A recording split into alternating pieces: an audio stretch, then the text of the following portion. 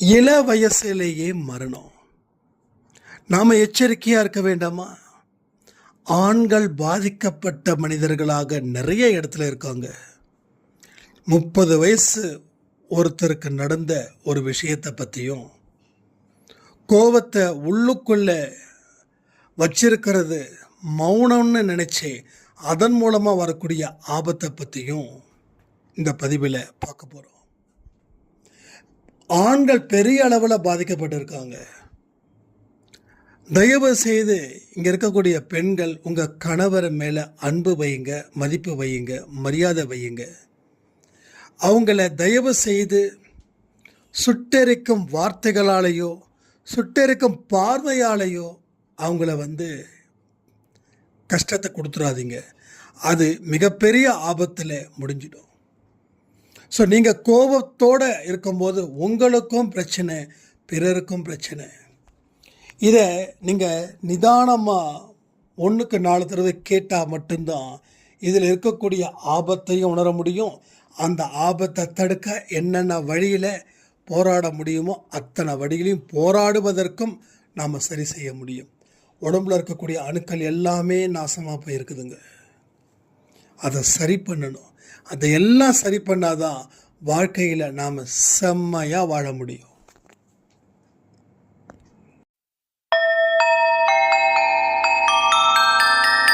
ஓம் சாயிரா சாயிரா, ஓம் சாயிரா சாயிரா, ஓம் சாயிரா சாயிரா, அன்பே சாயிரா, பேரன்பே சாயிரா, அகிலம் தளிக்க ஆத்மா விழிக்க அனுதினம் சாயிரா, எங்கள் அன்பே சாயிரா.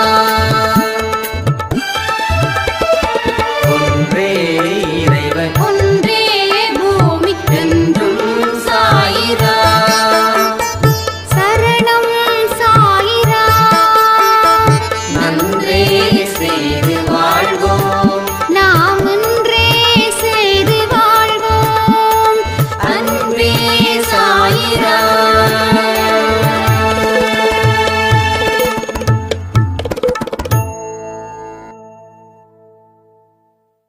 சாயிரா.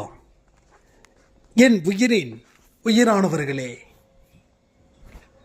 வாழ்க்கையில் நமக்கு ஏன் எதுவுமே நல்லது நடக்கலை?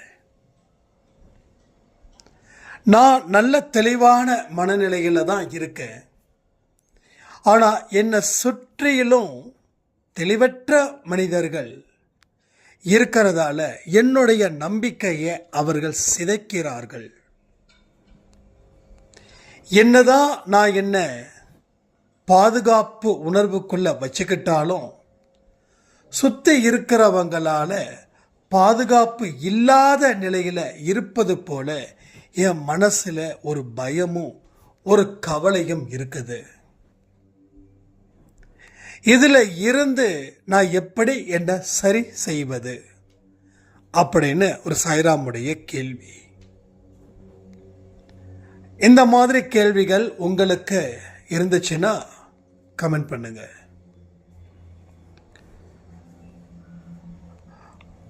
அதாவது நமக்கு எதிராக வரக்கூடிய விமர்சனத்தை நம்மால் தாங்கிக்க முடியல. தாங்கிக்க முடியாமல் இருக்கிறதால நாம் ஒரு சிவகாசி பட்டாசு போல வெடிக்கிறோம். சிவகாசி பட்டாசு வெடித்தா என்ன ஆகும்? அந்த பட்டாசு அந்த வெடியில் தூள் தூளாக போயிடும். அதே போல் நம்மளுடைய நம்பிக்கையும் அந்த பட்டாசு போல் வெடிக்கிறதால தூள் தூளாக போகுது. உங்களை எதிர்த்த விமர்சனங்கள் வரத்தான் செய்யும். நீங்கள் நல்லா இருந்தாலும் இந்த உலகம் உங்களை கேலியும் கிண்டலும் தான் பண்ணும். நீங்கள் கீழே இறங்கினாலும் இந்த உலகம் உங்களை துச்சமாக தான் மதிக்கும். கீழே விழுந்த உங்களை நீங்கள் நல்லபடியாக உங்களை பாதுகாத்து வச்சிட்டிங்கன்னா நீங்கள் ஏதோ குறுக்கு வழியில் இந்த வெற்றியை அடைஞ்சது போல் எல்லாருக்கிட்டையும் பேசிகிட்டு இருப்பாங்க. கீழே விழுந்துட்டீங்கன்னா உங்களுக்கு அறிவே இல்லை, நீங்கள் அன்லக்கி ஃபெலோ, அதிர்ஷ்டம் இல்லாதவங்க, நீங்கள் ஒரு துரதிர்ஷ்டசாலி அப்படின்னும் இந்த உலகம் உங்களை சொல்லும். இப்போ எது உண்மை? ஏதாவது ஒன்று உண்மையாக இருக்கணும், ஏதாவது ஒன்று தான் உண்மையாக இருக்கணும். ஆனால் இங்கே எதுவுமே உண்மை இல்லாதப்போ ஒவ்வொருத்தவங்களும் ஒவ்வொரு விதமாக பேசும்போது நாம் அதை சீரியஸாக எடுத்துக்கிறதுல நமக்கு என்ன லாபம் இருக்குது? கொஞ்சம் யோசிச்சு பாருங்க. அப்போது யார் என்ன பேசினாலும் அதில் உண்மை இருந்துச்சுன்னா திருத்திக்கோங்க. உண்மை இல்லை, ஜஸ்ட் அவங்களுக்கு ஒரு டைம் பாஸ்க்காக என்னோட பெயரை பயன்படுத்துகிறாங்கன்னா நீங்களும் அவங்க சொல்கிறத வச்சு சிரிச்சுக்கிட்டு போயிடுங்க. விமர்சனத்துக்கு முக்கியத்துவம் கொடுத்தோம் அப்படின்னா நம்ம வாழ்க்கையை நாம் வாழ முடியாமல் போயிடும். ஒவ்வொருத்தவங்களுக்கும் நீங்கள் பதில் சொல்லிக்கிட்டே இருக்கிறதால உங்கள் வாழ்க்கையில் ஏதாவது ஒரு சேஞ்சஸ் நடக்க போகுதா? ஸோ சேஞ்சஸ் நடக்காது. 10 பேர் உங்களை திட்டுறான், இந்த 10 பேருக்கு பதில் சொல்லிட்டீங்க. இந்த 10 பேர் இன்னொரு 100 பேர்கிட்ட சொல்லுவான். அந்த 100 பேர் உங்களை கேள்வி கேட்பாங்க. அந்த 100 200 ஆகும், 200 300 ஆகும். கடைசி வரைக்கும் நீங்கள் பதில் சொல்லிக்கிட்டே காலத்தை கழிக்க போகிறீங்களா, இல்லை மௌன புரட்சியை ஏற்படுத்தி காரியத்தில் வெற்றி வாகை சூட போகிறீங்களான்றதை நீங்கள் முடிவு பண்ணுங்க. கடவுள் விஷத்தையும் அமிர்தத்தையும் உங்கள் முன்னாடி வைக்கிறாருன்னா நீங்கள் எதை எடுப்பீங்களோ அதுதான் இங்கேயும் நீங்கள் எடுக்கணும். இல்லை கடவுள் தானே கொடுக்குறாரு, நான் விஷத்தையே எடுத்துக்கிறேன், கடவுள் என்னை காப்பாற்ற மாட்டாரா அப்படின்னு நினச்சிங்கன்னா விஷத்தை எடுத்தீங்கன்னா விஷத்தன்மை என்னவோ அது உங்களை வந்து சேரும். ஏன்னா கடவுள் தான் கொடுக்குறாரு. அவர் விஷத்தை மட்டும் கொடுக்கல, அமிர்தத்தையும் கொடுக்குறாரு. அப்போ நாம் கொழுப்பெடுத்து போய் விஷத்தை எடுத்தோம் அப்படின்னா நாம் மறுகையாகிடுவோம். அப்போது இந்த இடத்துலையும் மௌன புரட்சியா இல்லை சண்டை புரட்சியா? வரவன் போகிறவன் கிட்ட எல்லாம் சண்டை கோழி மாதிரி நம்ம இருக்க போகிறோமா, இல்லை ஒரு மௌன யுத்தத்தை ஆரம்பிக்க போகிறோமா? இதுதான் கேள்வி. இந்த 2 சாய்ஸ் உங்ககிட்ட கடவுள் கொடுக்குறார். எதை நீங்கள் எடுக்கணும்னு முடிவு பண்ணுறீங்கன்றதை கமெண்டில் கமெண்ட் பண்ணுங்கள். சரி, எடுத்தாச்சே மௌன புரட்சி. அப்போ எல்லா இடத்துலையும் வாய் ஒன்று இருக்கிறதையே நீங்கள் மறந்துடுங்க. எப்பயுமே வாயின்னு ஒன்று இருக்கிறத நீங்கள் மறந்துடுங்க. ஸோ ஊமைகள் பேச மாட்டார்கள். அந்த இடத்துல நாம் ஊமைகளாக இருந்து கடந்து போக முயற்சி பண்ணும்போது உங்களுக்குள்ள ஒரு விதமான அமைதி ஏற்படும். அப்போது நீங்கள் உங்களை இழக்க மாட்டீங்க. கோபத்தால் இழந்தவங்க வாழ்க்கையில் அதிகம், அதிலும் நல்லவர்கள் அந்த லிஸ்டில் இருக்கிறாங்க. இத்தனை நாள் நீங்கள் சண்டை கோழியாக இருந்தீங்க, இல்லை உங்கள் மனசுக்குள்ள சண்டை போட்டீங்க, ரைட்டா? ஒன்று நம்ம எதிர்ப்பை வெளிப்புறமாக காட்டுவோம், இல்லை வெளிப்புறமாக காட்ட முடியாது அப்படின்னும் போது உள்புறமாக காட்டிப்போம். இது கூட வெளியில் காட்டினா கூட பிரச்சனை இல்லை. நம்மளாம் வந்து பார்த்திங்கன்னா அது என்ன சொல்கிற, ஒரு கோபம் வந்துடுச்சு அப்படின்னா அதை யார் முன்னாடி இருக்காருன்னு பார்க்குறதுலாம் இல்லை. பிடி பொறிஞ்சு தள்ளிடுவேன். அடுத்த ஒரு 10 நிமிஷம் ரிலாக்ஸ் பண்ணிவிட்டு மறுபடியும் யார்கிட்ட நான் கோவப்பட்டேனோ அவங்கக்கிட்டேயே நான் சமாதானமாக போயிடுவேன். ஏன்னா யாரையும் பகைக்கக்கூடாது அப்படின்னு இப்போ இல்லை, பை பர்த்ன்னு சொல்லுவாங்க இல்லையா, அது போல். கோவம் இருக்கிற இடத்துல தான் குணம் இருக்குன்னு சொல்லுவாங்கல்ல, அது போல். ஸோ நேற்று கூட இரவு ஆடியோவில் சாப்பாடு கொடுக்காததுக்கு நான் ரொம்ப பேசிட்டேன்னு ஆடியோ கொடுத்து முடிச்சதுக்கப்புறம் தான் எனக்கு ஃபீல் ஆச்சு. அவங்கவுங்க வந்து கொடுக்கக்கூடாதுன்னு கிடையாது, கொடுக்க மறந்துருக்கலாம், கொடுக்கக்கூடிய சூழ்நிலை இல்லைன்னு சொல்லிட முடியாது. ஏன்னா ரூபாய்க்கு கூட நம்ம வந்து ஒரு வீட்டில் இருக்கக்கூடிய நாட்டு சர்க்கரை கூட நம்ம வைக்கலாம்னு சொல்லிட்டோம், எறும்புக்கோ எதுக்கோ ஒன்று. ஸோ அதனால் எல்லாத்துக்கும் மறந்துருப்பாங்க. நம்ம ஏன் அவ்வளோ தூரம் வந்து ஹார்ஸாக பேசணும் அப்படின்ற மாதிரி தான் இருந்துச்சு. ஆனாலும் இன்னொன்று இருந்துச்சு, இல்லை அதாவது செய்ய வேண்டிய உதவிகளை நீங்கள் சரியான நேரத்தில் செஞ்சால் தானே மற்ற உயிரினங்கள் உங்களுக்காக காத்திருக்கும். இப்போ சந்தோஷ் மூலமாக ஒருத்தருக்கு சாப்பாடு கிடைக்குதுன்னு ஆண்டவன் எழுதி வச்சிருக்கான்னு வச்சுக்கோங்க. அந்த சந்தோஷ் அந்த மனுஷனுக்கு சாப்பாடு கிடைக்கலன்னா அவனுக்கு சாப்பாடு இல்லாமல் போயிடும். அப்போது ஏதோ ஒரு உயிரினத்துக்கு நீங்கள் சாப்பாடு இந்த நாளில், இந்த நிமிஷத்தில், இந்த நொடியில் கொடுக்கணும்னு ஒன்று இருக்குது. அது நீங்கள் கொடுக்காதப்போ அந்த வயிற்றை நீங்கள் பட்டினி போட்டிங்கன்னா அந்த பாவம் நம்மளை வந்துடுமோ அப்படின்ற ஒரு விஷயத்துக்காக தான் நான் அவ்வளவு தூரம் பேசினது. அப்போது கோபத்தை வெளிப்புறமாக வச்சுக்கிட்டா பிரச்சனை பாதி தான். ஆனால் கோபத்தை உள்புறமாக வச்சுக்கிட்டா பிரச்சனை முழுவதுமாக ஆகிடும். சில பேருக்கு மூளையே வெடிக்குது. ஒரு 25 இல்லை ஐ திங்க் 30 இயர்ஸ் ஒரு ஈரோட்டில் எடுத்திருக்காரு. மேரேஜ் ஆகிடுச்சு. நல்லா புரிஞ்சுக்கோங்க, கோபத்தால் எவ்வளவு பெரிய விலை கொடுக்க வேண்டியதாக இருக்குதுன்றது தான் நான் சொல்லிகிட்டு இருக்கேன். இங்கே அவர் பார்த்தீங்கன்னா என்னாலவே தெரியும், பேர் சொல்ல விரும்பலை. கல்யாணம் ஆகிடுச்சு, ஒரு குழந்தை. அவர் எப்பயுமே அப்படின்னா நான் ரொம்ப வருஷமாகவே பார்க்குறேன், தெரிஞ்சவங்கன்றதால எந்த இடத்துலையும் எதிர்த்து ஒரு குரல் கொடுக்க மாட்டார். எந்த இடத்துலையும், அதாவது அவங்க அம்மா அப்பா கிட்ட கூட எதிர்த்து பேச மாட்டார், அதிகமாக பேசவும் மாட்டார், எதிர்த்தும் பேச மாட்டார், வாக்குவாதமும் செய்ய மாட்டார், அதுக்காக சந்தோஷமாகவும் இருக்க மாட்டார். அந்த மாதிரி டைப். எல்லாமே மனசுக்குள்ளே வச்சுப்பார், எல்லாமே மனசுக்குள்ளே இருக்கும். அந்த மாதிரி அவர் வளர்ந்த விதம் அது போல். சில அப்பா அம்மாக்கள் அப்படி தான். சரி, ஃப்ரெண்ட்ஸ் கிட்டையாவது பேசுவார், பார்த்தா அங்கேயும் இல்லை. அப்பா அம்மா வந்து நிறைய குழந்தைங்க கிட்ட பேசும்போது நம்ம எந்த மாதிரி பேசுகிறோமோ, எந்த மாதிரி நம்ம நடந்துக்கிறோமோ அப்படியே அந்த குழந்தைய பார்க்குறாங்க. அதுக்கு தகுந்த மாதிரி அவங்க வாழ்ந்துட்டுருக்காங்க.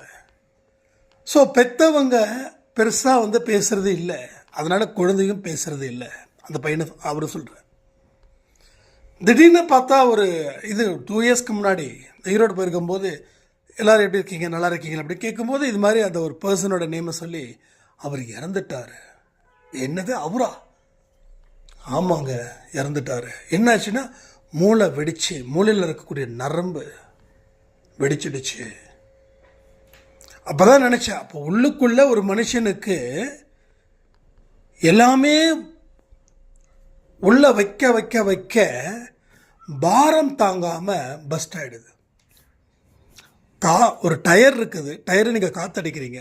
அந்த காற்றடிக்கும் போது காற்றடிக்கிற எவ்வளோ கேட்குறாரு, எவ்வளவு வைக்கலாம் அப்படின்னு கேட்பார் இல்லையா? அப்போ வந்து 35 இல்லை 40 வைக்கலாம். இல்லை நீ வந்து 80 வையின்றார். 80 வச்சா என்ன ஆகும்? 40 வைக்கலாம், இல்லை அதிகபட்சம் ஒரு 45 வைக்கலாம். 45 ரொம்ப ரிஸ்க்கு தான். இல்லை நீ 80 வையே, நீ எடுக்கவே கூடாது அப்படின்னா அந்த 50 60 ஆகும்போது இந்த டயர் என்ன ஆகும்? ப்ரெஷர் தாங்காமல் வெடிச்சிடும். அதே மாதிரி அடுப்பில் வந்து ஒரு வெந்நீர் வைக்கிறீங்க, சூடு பண்ணுறீங்க, அது ஆஃப் பண்ண அது வந்து ஒரு ஸ்டேஜுக்கு மேலே என்ன ஆகும்? தண்ணி என்ன ஆகும்? ஒரு சடன் ஸ்டேஜுக்குள்ளே நிறுத்திட்டா அது அந்த தண்ணி வெந்நீராக இருக்கும், அதை குடிக்கலாம். அதுக்கு மேலே ஆச்சுன்னா என்ன ஆகும்? தண்ணி சுண்டிடும், பாத்திரம் எரிய ஆரம்பிச்சிடும், அடுப்பில் வேறு ஏதோ பிரச்சனை ஆகிடும். எல்லாமே ஒரு அளவு வரைக்கும் தான். அளவுக்கு மீறினா எல்லாமே விபத்தாக மாறிடுது. அதே போல தான் இங்கேயும். ஸோ கோபத்தை உள்ளுக்குள்ளே வெளியில் காட்டுறதை விட உள்ளுக்குள்ளே வச்சுருக்கிறது உயிருக்கே ஆபத்தாக போய் முடிஞ்சிடும். இல்லைன்னா ஸ்ட்ரோக் பேஸ் வந்துடும், ஸ்ட்ரோக் வந்துடும். ஸ்ட்ரோக் ரொம்ப இப்போ ஜென்ரலாகவே எல்லாருக்குமே வருது. புருஷனால் பொண்டாட்டிக்கு வருது, பொண்டாட்டியால் புருஷனுக்கு வருது. ஏன்னா என் பொண்டாட்டி அப்படி தாங்க, என்னங்க பண்ண முடியும்? மனசை விட்டு பேசக்கூட மாட்டேன்றா, நான் 1-2 செய்த தப்பு பண்ணதுக்காக அப்படின்னு சொல்லி ஃபீல் பண்ணி கண்ணை கலங்கி நிற்கிறவங்களே பார்த்துருக்கேன். அந்த மாதிரியான பர்சன் ஸ்ட்ரோக் வந்திருக்கு. அதே போல் தான் மனைவிகள். ஆனால் ஆண்களை விட பெண்கள் கொஞ்சம் மன வலிமை இருக்கிறதால அவங்க தப்பிச்சிடுறாங்க. ஆனால் ஆண்களுக்கு மன வலிமை இல்லை, அவங்க மாட்டிக்கிறாங்க. உங்கள் வீட்டை உங்கள் கணவனை தயவு செய்து மன்னிச்சிடுங்க. இல்லைன்னா எதிர்பாராத விஷயங்கள் நடந்துருச்சுன்னா அதை நம்மளால தாங்கிக்க முடியாது. இது ஒரு எச்சரிக்கையாக தான் நான் சொல்கிறேன். மறப்போம், மன்னிப்போம். இது இருந்தால் தான் குடும்பம் நல்லாயிருக்கும். நான் மறக்க மாட்டேன், நான் மன்னிக்க மாட்டேன் அப்படின்னு அந்த முகத்தை ஒரு மாதிரி வச்சிட்டிங்கன்னா உங்கள் கணவருக்கு ஆபத்து ஏற்பட போகுதுன்னு அர்த்தம். தயவு செய்து புரிஞ்சுக்கோங்க. அப்போ நான் சிரித்து பேசினா கணவர் தப்பான தண்ணி அடிக்கிறார், போகிறார், வர நீங்கள் சொல்லலாம். அதுக்காக சிரிச்சுக்கிட்டே இருங்கன்னு சொல்லலை. கொஞ்சம் அவர் தண்ணி அடிக்காதப்போ அன்பாக இருங்க. தண்ணி அடிக்கும் போது கொஞ்சம் ஹார்டாக இருங்க, தப்பே இல்லை. ஆனால் தண்ணி அடிக்காதப்பவும் நான் ஹார்டாக தான் இருப்பேன் அப்படின்னா உங்கள் கணவர் குடி ஜாஸ்தியாகும். ஆனால் அவர் விடணும்னு நினச்சா கூட விட முடியாமல் உங்ககிட்டையும் அன்பை காட்ட முடியாமல் நீங்கள் அவர்கிட்ட அன்பை கொடுக்காம இருக்கிறதால அந்த ஒரு வழி எல்லா வழியும் சேர்ந்து என்ன ஆகும், பஸ்ட் ஆகிடும். என்றைக்குமே நினச்சிக்கோங்க, உள்ளுக்குள்ளே வச்சுருக்கக்கூடிய கோபம் டயரில் அடிக்கிற காற்றுக்கு நான் ஒரு உதாரணத்தை கொடுத்தது போல் நினச்சிக்கோங்க. ஒரு ஸ்டேஜுக்கு மேலே வெடிச்சிடும். ஒன்று உயிரிழப்பு நடக்கும், இல்லைன்னா ஸ்ட்ரோக் வந்துடும், இல்லை கை கால் செயல்படாமல் போயிடும். நல்லா புரிஞ்சுக்கோங்க. தயவு செய்து சொல்கிறேன், இந்த அன்பே சாய் குடும்பத்தில் இருக்கிற எல்லாருமே எனக்கு உயிருக்கு உயிரானவர்கள் தான். நான் சும்மா வந்து அரசியல்வாதி மாதிரியோ இல்லை சினிமாவில் இருக்கக்கூடிய ஹீரோக்கள் மாதிரியோ உயிரின் உயிரானவர்கள்னு சொல்லலை. உணர்வோடு தான் நான் சொல்கிறேன். அந்த உணர்வுக்கு நான் மதிப்பளிக்கிறேன். இங்கே எந்த இடத்துலையும் எந்த விதத்துலேயும் எந்த ஒரு மனுஷனுக்கும் இந்த கோபத்தால் அவன் அழிந்து விடக்கூடாதுன்ற ஒரு உரிமையில் தான் சொல்கிறேன். உங்கள் கோபத்தை தயவு செய்து தூக்கி எரிஞ்சிடுங்க. அப்போ இந்த மௌன புரட்சி, அதுக்கு வருவோம். எங்கேயோ போயிடுச்சுன்னு நினைக்கிற டாபிக், அந்த மௌன புரட்சி. இப்போ மௌனன்றது வந்து சில பேர் என்ன நினைக்கிறாங்க, கோபத்தை உள்ளுக்குள்ளே வச்சுக்கிட்டு நம்ம மௌனமாக இருக்கலாம். அதுதான் உள்ளுக்குள்ளே வச்சா என்ன ஆகுன்றதை நான் சொல்லிட்டேன். அப்போது அதுக்கு இது தீர்வு இல்லை, வேற ஒரு தீர்வு இருக்குது. என்ன தெரியுமா? ஏதோ அவங்க பாட்டுக்கு பேசுகிறாங்களா, பேசட்டும். நம்மளால் அவங்க பார்த்து நம்மளை சிரிக்கிறாங்களா, சிரிக்கட்டும். அந்த சந்தோஷத்தை அவங்களுக்கு நான் கொடுக்குறேனே, அதுவே எனக்கு சந்தோஷம். கடவுள் இருக்கிறாரு, நல்ல வழியை நமக்கு கொடுப்பாருன்னு அந்த மாதிரியான ஒரு மௌன புரட்சியை உங்களுக்குள்ளே ஏற்படுத்திக்கணும். பர்டிகுலர் ஆளுக்கிட்ட உள்ளுக்குள்ளே அவரை வச்சு சண்டை போடுறது மௌன புரட்சி இல்லை. கடவுளை வச்சு பூஜித்து உங்களுடைய செயல்களுக்கு நல்ல அங்கீகாரத்தையும் நல்ல நம்பிக்கையும் ஏற்படுத்தி, இப்போவே நம்ம இப்படி இருக்கோம், இன்னும் 5 வருஷம் எவ்வளவு சந்தோஷமாக இருப்போம்ல, அந்த மாதிரியான உள்ளுக்குள்ளே அந்த மாதிரியான வார்த்தைகளை உள்ள வைங்க. ஏன்னா உடம்புல இருக்கக்கூடிய செல்ஸ் தான் நாம் அணுக்கள் சொல்லுவோம் இல்லையா, அந்த அணு தான். அப்போது அந்த சுரப்பி, இது கிட்டத்தட்ட ரொம்ப சயின்ஸ் மாதிரி போகும், சும்மா மேலோட்டமாக சொல்கிறேன். பாசிட்டிவுக்குன்னு ஒரு சில விஷயங்கள் இருக்குது, நெகட்டிவுக்குன்னு ஒரு சில விஷயங்கள் இருக்குது. ஆனால் நிறைய மனுஷங்களுடைய அந்த செல்ஸ் வந்து நெகட்டிவிட்டியை ஏற்படுத்தக்கூடிய செல்ஸ் தான் ஜாஸ்தி இருக்குது. பாசிட்டிவ் இருக்கக்கூடிய செல்ஸ் இருந்தது, அது செத்து போயிடுச்சு. ஆனால் மறுபடியும் உயிர் கொடுக்க முடியும். எப்படி? நல்ல எண்ணங்களை உள்ள வச்சு. எல்லாரும் நல்லா இருக்கணும்பா. இது வார்த்தை இல்லை, வாழ்க்கை. வார்த்தைகள் எப்போ வாழ்க்கையாக மாறுது தெரியுமா? என்னைக்கு வார்த்தைகளை நீங்கள் செயல்படுத்துகிறீங்களோ அது வாழ்க்கையாக மாறுது. செயல்படுத்தாத அத்தனையும் வெறும் வார்த்தைகள், செயல்படுத்துபவை வாழ்க்கை. புரிஞ்சுக்கணும். நான் அன்பே சாயோடைய கேட்குறேன், ஆனால் லைஃப்பில் டெவலப் இல்லைன்னா, எஸ், நீங்கள் கேட்குறீங்க, கேட்கறதால மட்டும் வாழ்க்கையை வாழ்ந்துட முடியாது. கேட்கறத செயல்படுத்துவதற்கு நீங்கள் உங்களை தயார் நிலையில் வச்சிங்களா? ஸோ தயார் நிலையில் இல்லாதப்போ அது எப்படி சரியாகும்? அடுப்பு இருக்குது, அரிசி இருக்குது, ஒரு வெண்டைக்காய் இருக்குது, ஒரு உருளைக்கிழங்கு இருக்குது, எல்லாம் இருக்குது. இப்போ ஆட்டோமேட்டிக்காக அது குக் ஆகிடுமா? குக் பண்ணிட முடியுமா? சமைச்சிட முடியுமா? ஸோ சமைக்கணும். பாத்திரத்தை அடுப்பை பற்ற வைக்கணும், பாத்திரத்தை அது மேலே வைக்கணும், தண்ணி எடுத்து ஊற்றணும், அதுக்கப்புறம் அரிசி எடுத்து போடணும், இன்னொரு அடுப்பில் சாம்பாருக்கு தேவையான தண்ணி, மிளகாத்தூள், வெண்டைக்காய், புளி அண்டு கருவேப்பிலை, பெருங்காயம், என்னென்ன உள்ளுக்குள்ளே போடணுமோ எல்லாத்தையும் போட்டால் தான். எல்லாம் கிச்சன் ரூமில் எடுத்து வச்சா அது சமைச்சிட முடியாது. அதே போல் தான் அன்பேசாக அது கேட்குறதால மட்டும் நல்லது நடந்துடாது. நம்ம என்ன பண்ணிட்டோம், ஒரு லாஜிக்கை ஃபாலோ பண்ண ஆரம்பிச்சிட்டோம். மந்திரத்தை கேட்டாவே வாழ்க்கை மாறிடும். அப்படி மந்திரத்தை கேட்டாவே வாழ்க்கை மாறிடுன்னா கோயிலில் இருக்கக்கூடிய ஐயர்கள், பூசாரிகள் அத்தனை பேரும் ஒரு அம்பானி ரேஞ்சுக்கு உயர்ந்திருக்கணுமே. பட் கேட்கறதால மட்டும் இல்லை, அந்த மந்திரத்தோட அர்த்தம் என்னன்னு புரிஞ்சுக்கிட்டு மந்திரத்தை உச்சரிக்கணும். அர்த்தம் தெரியாத வார்த்தைகள் அத்தனையும் மனப்பாடமாக மாறும், அர்த்தம் தெரிந்த வார்த்தைகள் பொருளாக மாறும். ஸோ மனப்பாடமாக செய்கிறதுல நமக்கு இல்லாடிங்க. கடை காயத்ரி மந்திரமும் அந்த மந்திரம் இந்த மந்திரம் எல்லா மந்திரத்தையும் படிச்சிடுவோம், ஆனால் வாழ்க்கையில் எதுவும் நடக்காது. ஆனால் அதனுடைய அர்த்தம் என்னென்னு தெரியுமா? அர்த்தத்தோட மந்திரத்தை உச்சரிக்கும் போது அந்த அர்த்தத்துக்கு உண்டான வார்த்தைகளை சொன்ன மாதிரி பாசிட்டிவ் செல்ஸ் அதை உற்பத்தி பண்ணும். உற்பத்தி பண்ணும்போது வாழ்க்கையில் வரக்கூடிய சேலஞ்சை அந்த பாசிட்டிவிட்டி இருந்தால் தான் நீங்கள் ஃபேஸ் பண்ண முடியும். ஸோ ஃபேஸ் பண்ண ஜெயிக்க முடியும். ஜெயிக்கும் போது இன்னும் அந்த அணுக்களோட உற்பத்தி ஜாஸ்தி ஆகும். கேட்ட ஆனால் வாழ்க்கையில் வாழ முடியல. எஸ், எல்லா விஷயமும் தான். எதெல்லாம் கேட்குறோமோ அதெல்லாம் செயல்படுத்துகிறோமான்னு பாருங்கள். செயல்படுத்தாதது எதுவும் உங்கள் வாழ்க்கையில் வாழ்க்கையாக மாறாது. மாறுவதற்கு உண்டான சூழ்நிலையை நீங்கள் ஏற்படுத்தாமல் எந்த விதமான மாற்றத்தையும் ஏற்படுத்த முடியாது உங்கள் வாழ்க்கையில்.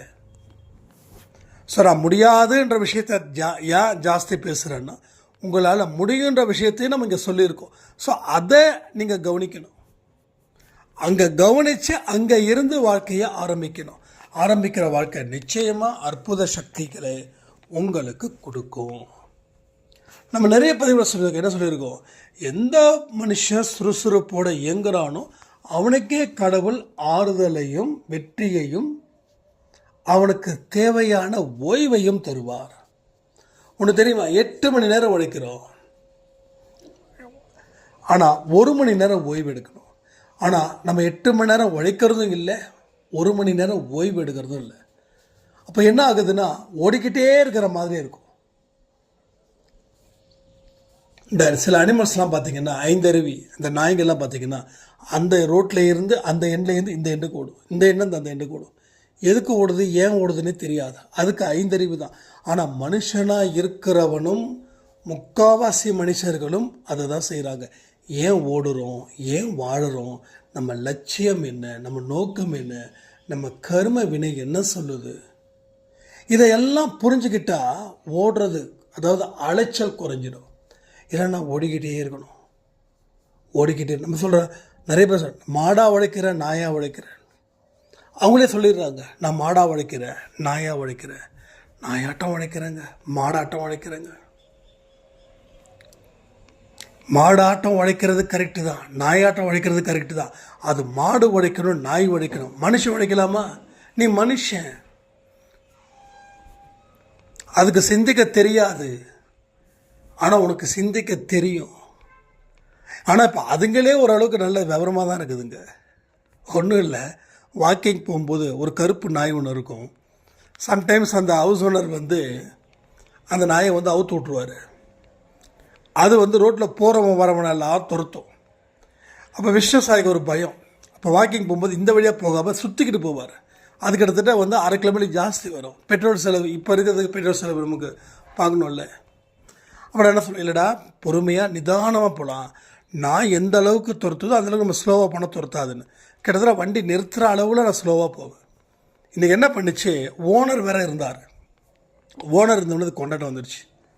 இனி இவன் என்ன தான் பதுங்கி போனாலும் இவனை ஒரு வழி பண்ணிடணும்னு நான் உடனே நாயோட ஓனர்கிட்ட சொல்கிறேன், ப்ரோ கொஞ்சம் பார்த்து ப்ரோ அப்படின்னா. போங்க சார், ஒன்றும் பண்ண, அமைதியாக இருண்டார். அது அமைதியாக இருந்துருச்சு. அப்போ நாய்க்கு கூட சிந்தனை தெரியுது பாருங்க. ஓனர் இருக்கிறான், ஓனருக்கு தான் நான் கட்டுப்படுவேன், உனக்கு எதுக்கு நான் கட்டுப்படுவேன்? நீ எனக்கு பிஸ்கட் போட்டியா, இல்லை எனக்கு பிரியாணி போட்டியா, இல்லை ஆட்டுக்கால் போட்டியா, இல்லை கோழிக்கால் தான் போட்டியா? உனக்கு எதுக்கிட்ட நான் விசுவாசமாக இருக்கணும்? என் முதலாளி பாடுறான்னு. அப்போது உன்கிட்ட சொல்கிறதுக்கு பதிலாக உன்னோட முதலாளிக்கிட்ட சொல்லிட்டேன்னா நான் எஸ்கேப்புன்னு முதலாளிக்கிட்ட சொன்னேன். அவர் என்ன சொன்னார்? ஆய் அப்படின்னாரு. நாயை பார்த்து நம்மளை பார்த்து சிரிச்சுக்கிட்டு நாயை பார்த்து ஆய் அப்படின்னாரு. அந்த ஆயின்னு சொன்னோன்னே அது அப்படியே அமைதியாகிடுச்சு. இப்போ நாய்க்கு கூட சிந்திக்க தெரியுது, ஆனால் மனுஷனுக்கு என்ன பண்ணுறதுனே தெரியல. ஏன்னா மனுஷன் ஒரு எமோஷ்னலாகவே உட்காந்துட்ருக்கான். டோட்டலாக எமோஷ்னலாகவே உட்காந்துட்ருக்கான். எமோஷ்னலாக வாழ்ந்துட முடியும்னு வர நினைக்கிறான். எமோஷ்னலில் தயவு செய்து குப்பையில் தூக்கி போட்டுருங்க. உங்கள் எல்லாருமேலே பாசமாக இருக்குது, அது எமோஷனல் ஆகிடாது. நீ இல்லைன்னா நான் என்ன பண்ணுவேன்? This is emotional. இதனால தான் நிறைய பேர் உங்களை வீழ்த்துறாங்கன்ற விஷயம் தெரியுதா? நீ இல்லைன்னா எப்படி வாழுவேன் அப்படின்னு நீங்கள் ஒருத்தங்கிட்ட சொல்லிட்டீங்கன்னா அவங்க முடிவு பண்ணுறாங்க. ஸோ அவங்க முடிவு பண்ணிடுறாங்க உங்களை அடிமையாக்கணும் அப்படின்னு. நான் எல்லாரையும் சொல்லலைங்க, நல்ல உள்ளங்கள் இருக்காங்க. நல்ல உள்ளங்கள் உலகத்தில் கம்மி, ஆனால் மோசமான உள்ளங்கள் உலகத்தில் ஜாஸ்தி. அப்போ மெஜாரிட்டி இருக்கிறவங்கள தான் நான் சொல்கிறேன், சரியா? ஸோ நல்ல உள்ளங்கள் நிறைய பேர் இருக்கிறாங்க, ஆனால் நம்ம கம்மியாக இருக்காங்க. அதாவது நிறைய பேர் இருக்கிறாங்கன்னு சொல்கிறத கூட கம்மியாக இருக்காங்க, ஆனால் எங்கெங்கேயோ இருக்கிறாங்க, நம்ம சைடில் இல்லை. நம்ம 100 பேரை பார்க்குறோன்னா அதில் ஒருத்தவங்க இருந்தாவே நம்ம சந்தோஷப்படக்கூடிய நிலைமையில் தான் நம்ம இருக்கிறோம். ஆனால் இதெல்லாம் புரிஞ்சுக்கோங்க. எமோஷ்னல் தயவுசெய்து தூக்கி போட்டுருங்க. கொஞ்சம் ப்ராக்டிக்கலாக இருங்க. எது நடந்தாலும் நடப்பவை நன்மைக்கேன்னு சொல்லி பகவத்கீதையில் சொல்லக்கூடிய வார்த்தைகளுக்கு கொஞ்சம் காது கொடுங்க. அதை அர்த்தத்தை புரிஞ்சுக்கோங்க. பகவத்கீதை புக்கை வச்சுக்கிட்டு நம்ம விபூதியை காட்டினாலோ கற்பூரத்தை காட்டினாலோ அதில் நடக்கக்கூடிய அத்தனை விஷயங்கள் நமக்கு நடந்துடும் சொல்ல முடியாது. அது ஒரு பேப்பரு, அது ஒரு பிரிண்ட்டு, அது ஒரு எழுத்து, அவ்வளவுதான். அதை படித்தாதான் அதில் இருக்கக்கூடிய விஷயங்கள் நடக்குமே தவிர சச்சரிதம் புக்கையோ இல்லை பகவத்கீதை புக்கையோ இல்லை குரானோ இல்லை பைபிளோ உட்காந்து பூஜை போடுறதுக்காக பண்ணல. அதை படித்து அதில் இருக்கிறது போல் உன்னுடைய வாழ்க்கையை வாழுன்னு சொல்கிறதுக்காகத்தான். அது எழுத்துக்கு தான் அங்கே மரியாதை தவிர புக்குக்கு மரியாதை கிடையாது, ஓகேங்களா? ஆனால் நாம் என்ன பண்ணோம்? குங்குமத்தை வைக்கிறோம், விபூதியை வைக்கிறோம், மேலே பட்டையை போடுறோம், சந்தனத்தை பூசுகிறோம். அதை ஒரு ஷோகேஸ் பொருள் மாதிரி வச்சு இந்த பக்கம் 3 தடவையும் அந்த பக்கம் 3 தடவையும் காட்டுறோம். அப்போ அதில் இருக்கக்கூடிய வார்த்தைகள் என்ன, நம்ம எந்திரன் படத்தில் வர தலைவர் மாதிரியா அப்படியே கண்ணாலேயே ஸ்கேன் பண்ணி படித்து முடிக்கிற மாதிரி. அதை படிக்கணும், அதுக்கு நேரத்தை ஒதுக்கணும். அதுக்கு விடிய காலை நேரமோ இல்லை மாலை நேரத்தையோ பயன்படுத்துங்க. அதிகாலை நேரம் எதை செஞ்சாலும் அது வாழ்க்கையில் நன்மைக்கு நினச்சிக்கோங்க. அதை பேஸ் பண்ணி வாழ்ந்து பாருங்கள், வாழ்க்கையை சாதிக்கலான்னு சொல்லி இந்த பதிவை நான் முடிக்கிறேன். ஜெய் சாய்ராம்.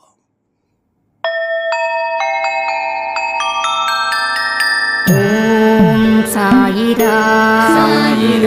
ஓம் சாயிரா.